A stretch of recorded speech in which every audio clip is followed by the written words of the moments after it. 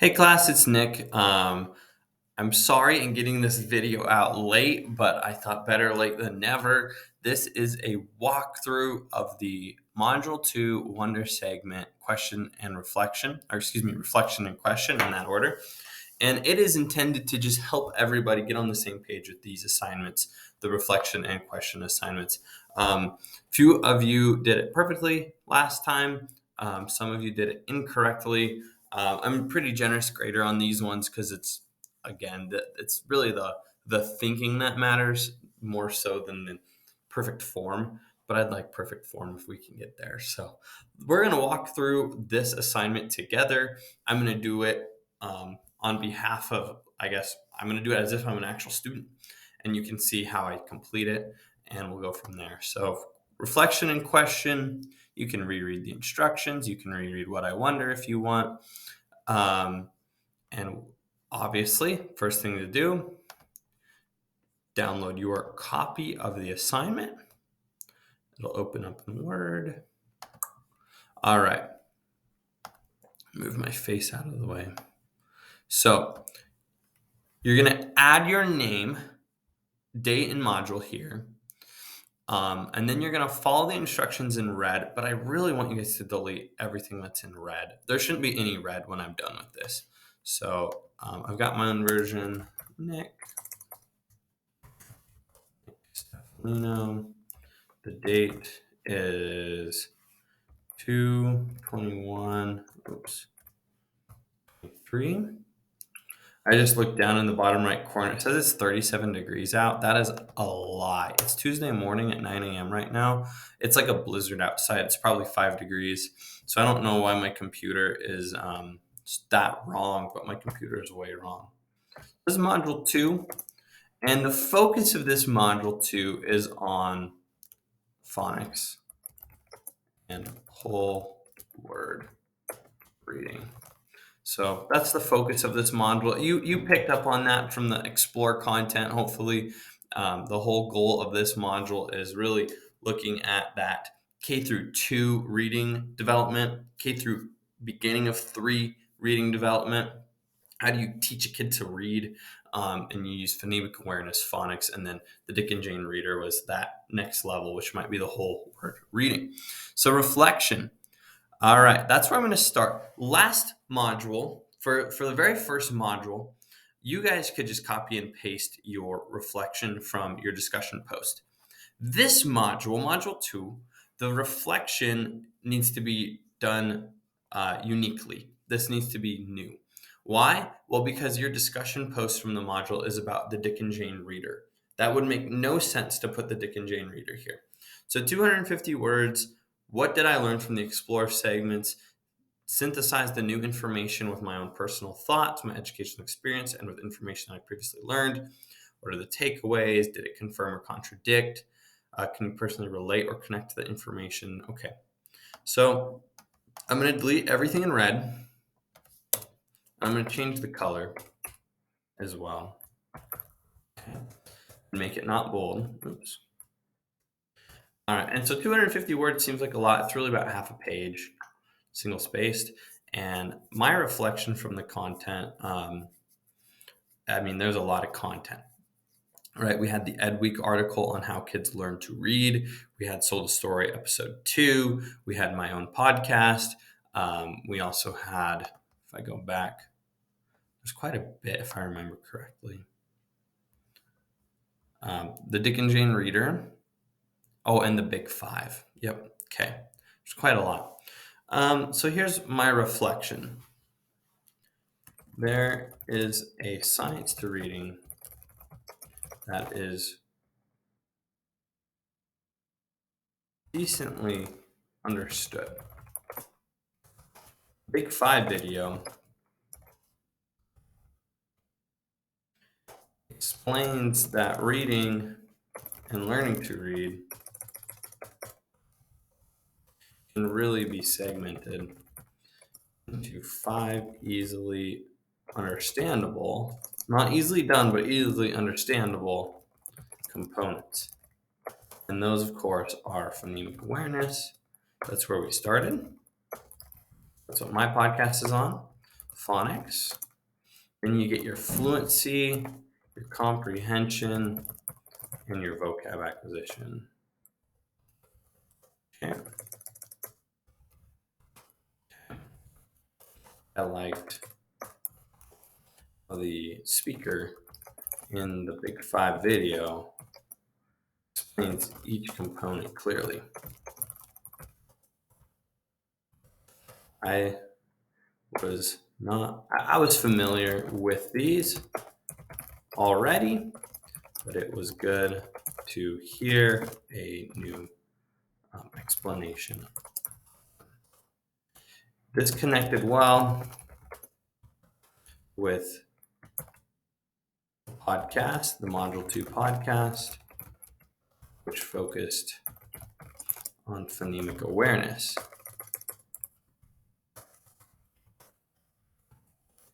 I learned that rhyming is one of the first signs of phonemic awareness.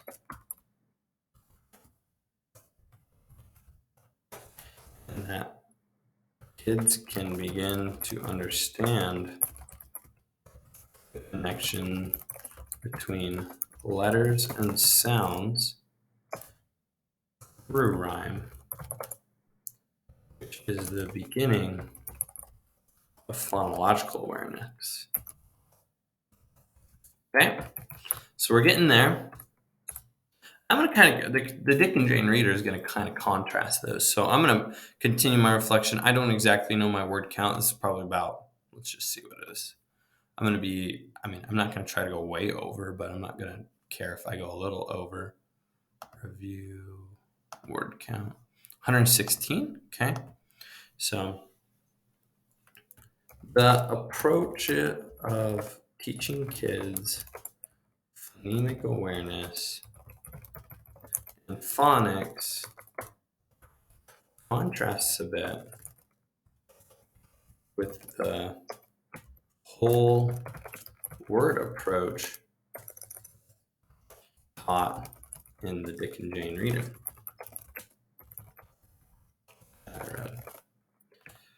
I'm going to use the example a lot of you guys use, which was, I think, called Look, CCC, something like that. Look and see. And it's all about those double O patterns. So I'm gonna focus on that one as my example because a lot of you picked it.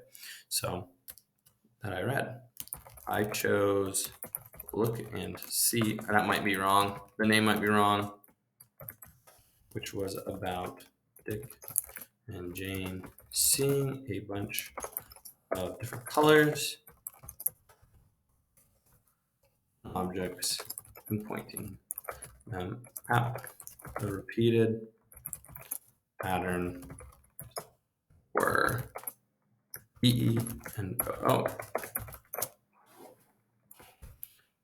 The way I'm going to focus on this is if you read my responses to your discussion post, because you'll notice that the EE pattern is pretty basic. That's phonics will teach the EE pattern.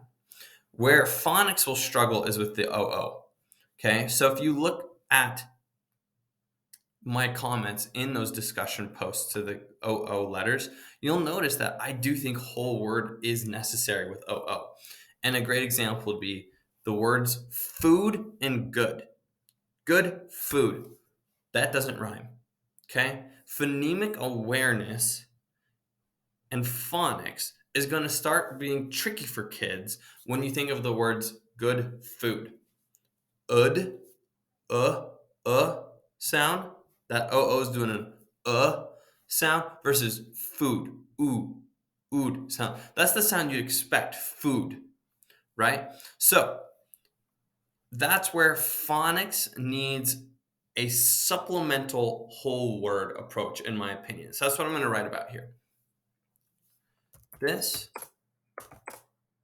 whole word approach focused on helping kids learn the words see, which is phonetically very easy, as well as the harder constructions using the OO sound like good and look and food. Okay, good, look, food. A mess. OO is really, really tricky. Okay. The OO construction, the OO pattern is very tricky because phonetically it can make two different sounds. Like and good and ooh. How do you spell ooh? Like that? In food. It's your best. If it's not perfect spelling, it's not perfect spelling. It is all right. Ooh in food. Because the same vowel combination can make two different sounds, it is important that kids learn to naturally see. I'm gonna put that in quotes because it's called sight word, right? See the words good and food, as well as other OO constructions. Okay. Phonics is still helpful and very important, but reading the Dick and Jane Reader is intended to help kids develop some sight words, and this is important for kids' understanding of difficult vowel combinations. Okay. All right. This is probably 250 words. This is enough. The things I could continue talking about in my reflection would be the Sold a Story podcast episode 2, and how we kind of get our third approach from that, which is, of course, the whole language approach. Whole language isn't even focused on sight words, doesn't care about phonics, doesn't care about sight words. It really wants kids to understand and gain language naturally in the same way that we learn to speak. Or, yeah, the same way we learn to speak, right? So if you think about a 2-year-old who's figuring language out for the first time and speaking. They can't read, but they really are. A 2-year-old's learning language just from hearing and trying to speak. And the whole language movement is trying to teach reading that way. It's immersive, and it's putting good books in front of kids, and it's saying, learn to read by reading. Just like a kid will naturally learn to speak by speaking and hearing, it's saying, learn to read by reading. And that is, it just doesn't work. Okay. And that's what the Sold a Story podcast is all about, is the whole language movement. Phonics, it's crucial. Hopefully you're getting that from this class. And the whole word approach, emphasizing the Dick and Jane readers, I think is crucial too. I think it's really helpful with the words that are made up of a certain combination of letters, but aren't always the same sound. It's really important to understand that these go hand in hand. Okay, so I finished my reflection. Now I'm going to do my question, and this is going to be my question, plan, and project. Okay, so I'm going to delete this red eventually. I just need a one-sentence statement here. Okay. I want it to be red. My question. Based on what I learned above, I would like to study, I think this could be a good study, word patterns in the English language that do not follow the rules of phonics. Okay, that could be something you study. Or maybe you have a different approach. I'm going to give you another example. Based on the content that I studied, I am interested in learning more about newer, less nuclear whole word books. I think Caitlin in her discussion mentioned something about Chicken Jane rather than Dick and Jane. You got Chicken Jane, and it's just a more modern take on whole word reading. It sounds like it's more engaging stories, more modern portrayals, more just newer. Dick and Jane is like 30s through the 70s is when these were made. Very, very nuclear families going on. Yeah. So you could choose, I'm interested in learning about newer, less nuclear whole word books. Or you could say, I want to know other books. I want to research other books to help kids learn to read. Or you can go with a completely different thing that I'm not thinking of. I'm curious if teachers are using whole word in their curriculums, K through 2. Okay. Or you could say, I'm curious if they teach phonics, K through 2. And you could talk to a teacher. So let me, for the sake of this example, based on the content that I studied, I'm interested in learning more about newer, less nuclear whole word books. Okay, that's going to be my question. I guess the question here is, what are the modern versions of books or stories that are useful in helping kids gain sight words? Okay. And then my plan. I got to think through this. I'm coming up with this on the fly. Okay. I think my plan is I want to talk to some kindergarten teachers. Kindergarten teacher about his or her approach to picking good books to help kids get sight words. Not kindergarten. Let's go first grade. The reason I decided not to do kindergarten actually doesn't have that as a state standard or Common Core standard. First grade introduces sight words as a standard. And so in first grade is really when kids should start getting books like a Dick and Jane reader. So I'm going to talk to a first grade teacher about his or her approach to picking good books to help kids get sight words. What types of books does this teacher use? Are they like the Dick and Jane readers? Or are they different? Okay. Now, my secondary source here,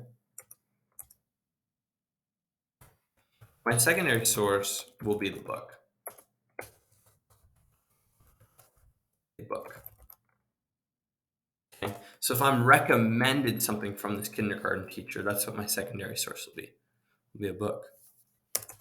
Recommendation from that teacher. Okay. That's what I'll do. Okay. That's that. Get rid of the red. Okay, project. Now this is where you go to the choice board. Okay. I'm going to delete all this red at this point. I think I would like to do, kudos to those of you who did websites. Those were so good. I'm inspired by those and I'm going to do one. So for this assignment, I will make an informal spelling on a website like WordPress. I believe that I can use the informal style to accurately present information. Yet I want the freedom of informal writing. I can also use pictures or videos to enhance my words through a website. Okay. That's the plan. Okay. Oh, get rid of this. No red. All right. So this is the whole shebang. I'm getting rid of all the red. We got my name, the date, phonics, and whole word reading is the module. The reflection here is some content that I picked out from the Explore. Then I'm writing my question. I got my question, which is the modern versions of books or stories as opposed to Dick and Jane. To learn about those, I'm going to go talk to a first grade teacher. I'm going to then, for my secondary source, I'm going to grab one of those books from that teacher and read it. And then I'm going to present what I learn in a website. That's the plan. This will be submitted Sunday night. Okay. So I'm not even going to, I don't have to finish the interview with this first grade teacher and then submit this. I can submit this now, get it done early, beginning of the week, and then get in contact with this first grade teacher. Quite frankly, I don't think I know any first grade teachers, so I'm going to have to do a cold call, which will be a little interesting. I'm going to have to talk with some teachers here in town, see if I can find one. It's a little uncomfortable, but that's just the way it goes. So, all right, I hope this video helps. This is what this assignment would look like when you turn it in. A little bit more than a page. It can be a little less than that, depending on your spacing and whatnot. Doesn't have to be super crazy. Can be done just like that. Let me know if you have questions. I hope this helps. All right. We will see you guys.